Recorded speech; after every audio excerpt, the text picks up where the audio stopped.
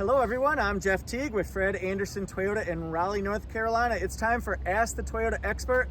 We've got our resident genius here for Toyotas, Ali. He's been with the dealership for 25 years, trying to make your vehicles run nice and smooth so you can have peace of mind and protection for you and your family and your vehicles. He's been with Toyota working on them for 35 years. Today we're going to answer the question, timing belt versus timing chain.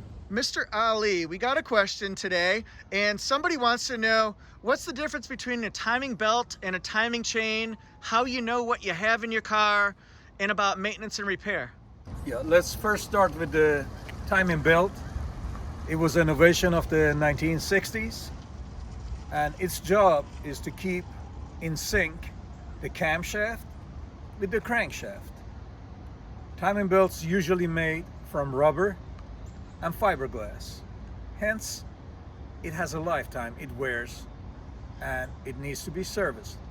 We have some cars that they need to service it at 60,000 miles. We have some cars that they need to service it at 90,000 miles. Timing belts usually have a hydraulic tensioner that keeps a constant tension on it, that it keeps the timing more accurate and will not allow the wearing of the timing belt itself change the car's timing. Timing chain, on the other hand, is made of metal.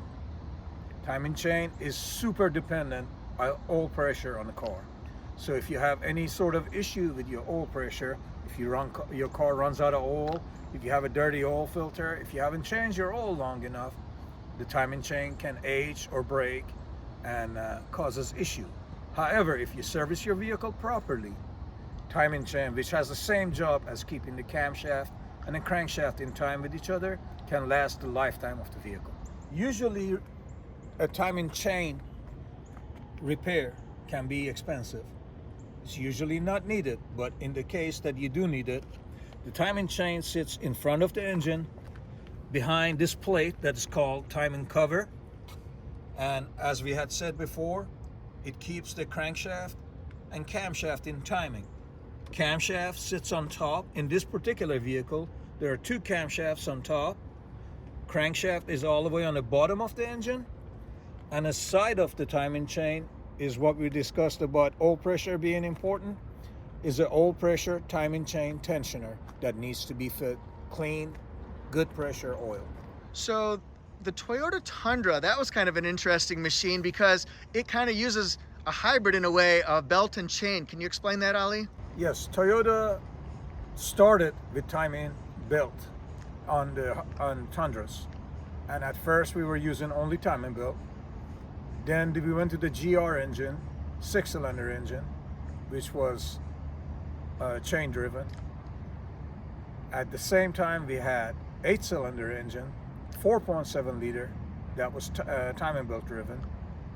And Toyota finally evolved into the 8-cylinder engine we have now with 5.7 liter engine that's chain driven only.